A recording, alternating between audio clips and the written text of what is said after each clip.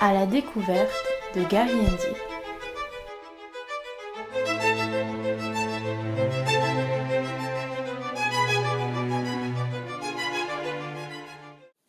Alors mes premiers dessins, c'était les batailles.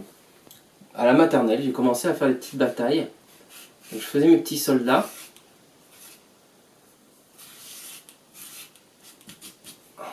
Avec bien sûr des pistolets. Certes, c'était pas ce qu'il y a de plus gai. Et donc du coup, c'était des soldats contre d'autres soldats forcément. Et c'était les grosses batailles de militaires qui se tiraient dessus, bien sûr, avec bien sûr des petits chars.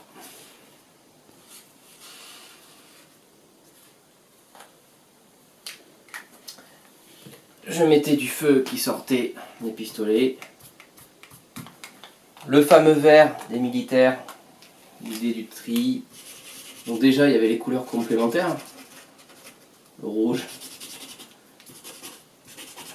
et le vert. Comme quoi c'est instinctif. Coloriage.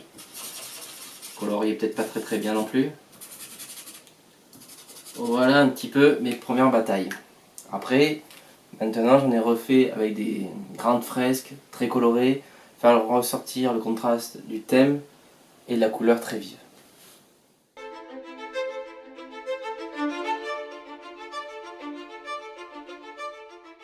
Ma première réelle peinture, c'était à la faculté d'art, à Toulouse, où le thème c'était le corps.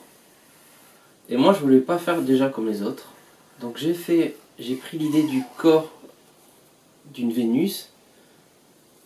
Alors mes inspirations c'est des Vénus préhistoriques.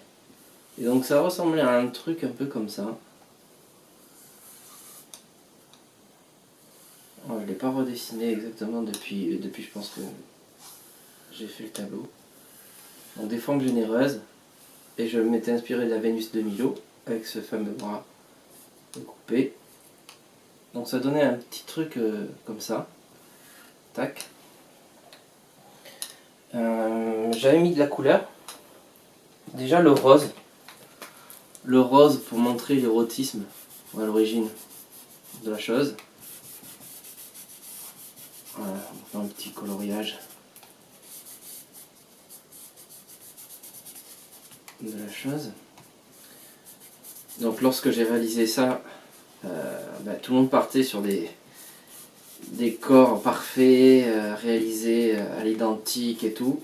J'étais forcément le seul à être parti sur quelque chose de pseudo surréaliste, dalinien ou je ne sais trop quoi.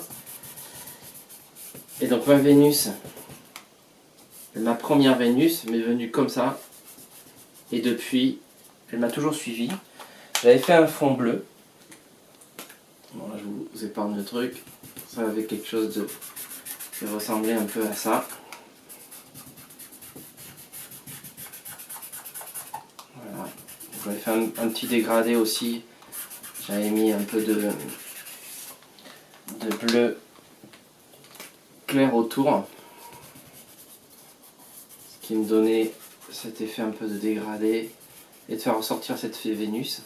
Donc cette Vénus, elle venait des Vénus, comme je l'expliquais, préhistoriques, trouvées dans des grottes ou dans des lieux comme ça.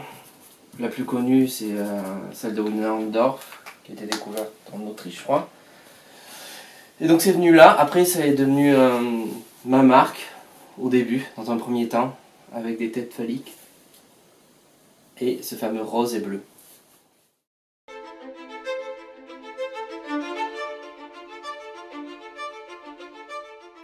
Mon plus beau souvenir de couleur, si je remonte bien, c'est lorsque je vivais en Guadeloupe, la jungle en fait. La jungle avec cette fameuse explosion de couleurs qu'on pouvait avoir entre les différents verts.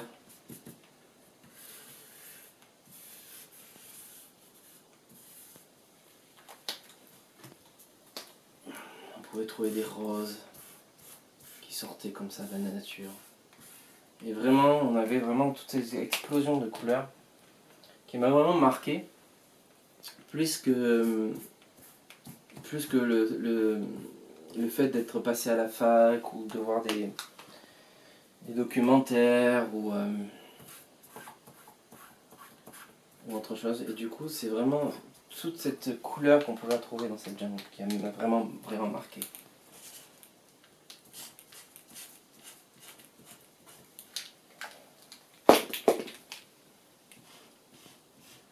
Alors là, bon, bien entendu, dans une vidéo comme ça, forcément, ça va pas rendre l'éclat de tout ce que je peux faire en peinture. Mais ça donne une ordre d'idée pour faire ressortir cette explosion de couleurs.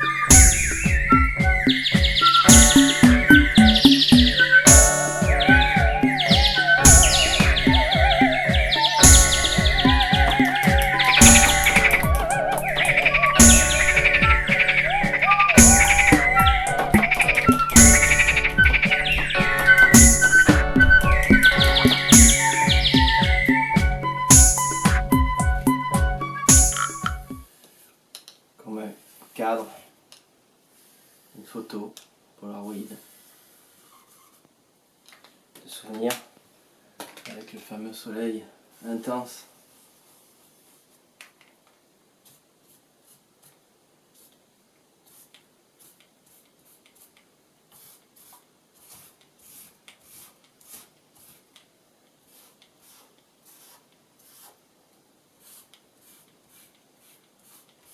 Ce jeune posé aux yeux,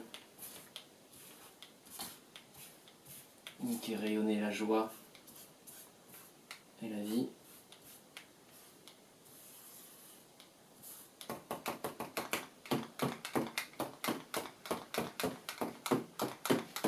Voilà, un souvenir lumineux.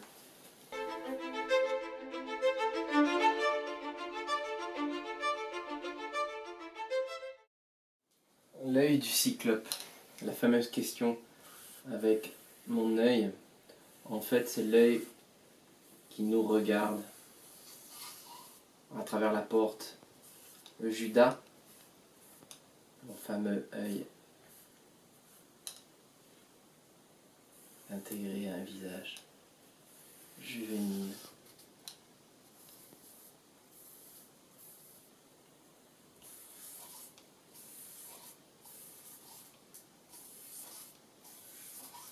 Ce personnage qui vous regarde. Un seul œil suffit pour tout voir.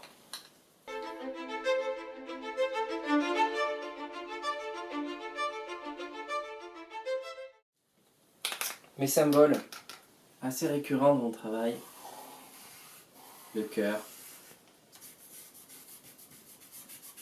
signe de l'amour, le cœur que j'utilise aussi régulièrement pour mes petits dessins que je suis en vadrouille.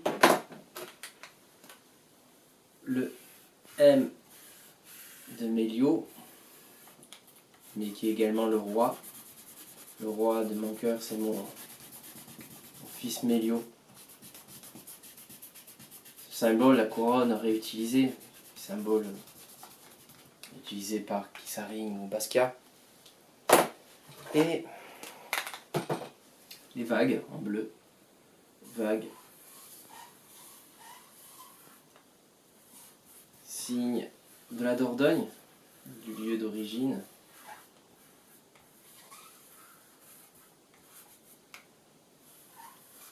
Aussi symbolique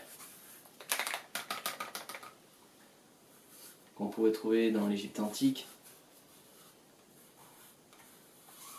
Puis les trois couleurs primaires finalement, rouge, jaune et le bleu. Et ensuite, par-dessus, un autre cœur avec le fameux œil. On va le faire fermer cette fois-ci.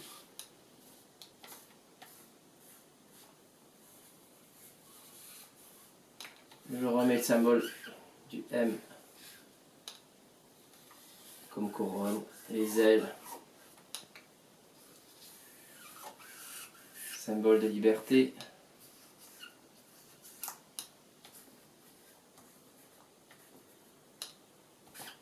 Le petit trait pour faire ressortir.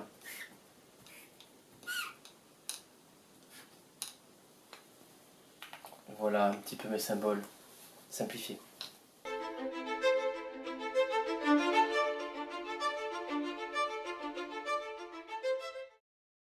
Je suis pas un grand artiste engagé, mais il y a des causes qui me touchent peut-être plus humainement, donc forcément ça ressort. Certains vont voir mon travail comme quelque chose de provocateur. Je suis pas convaincu que je sois provocateur. J'aime faire passer des messages de manière entre guillemets humoristique, mais pas satirique. Quelque chose d'universel, avec des symboles qui parlent à un peu tout le monde. De manière aussi à dédramatiser certaines choses, je pense. Avec une notion de couleur qui permet de transmettre un message. Message de paix.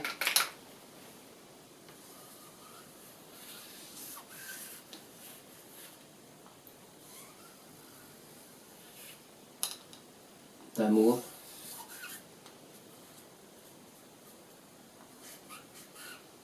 La paix doit être roi, bien sûr. Certes, ça fait un peu cliché. Mais je pense qu'on en a besoin, surtout en ce moment.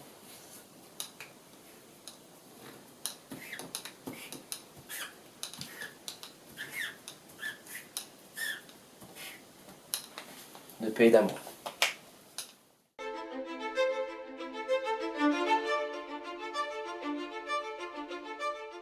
Quand je me promène, souvent, j'ai un petit Posca, plusieurs Posca de différentes couleurs.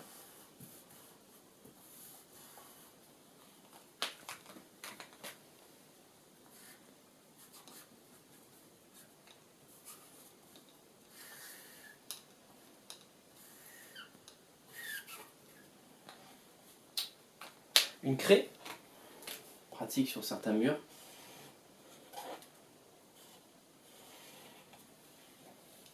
Et une bombe aérosol quand c'est possible.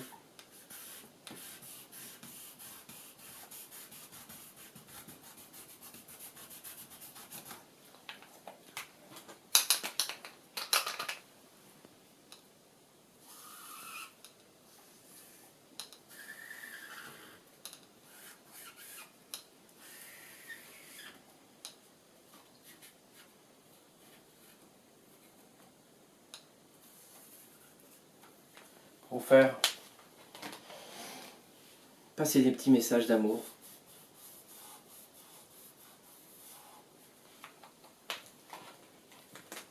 Pour redonner le sourire, pour essayer d'enlever ce côté morose que chacun pourrait avoir de la vie quotidienne et de faire rayonner l'amour à travers mes dessins.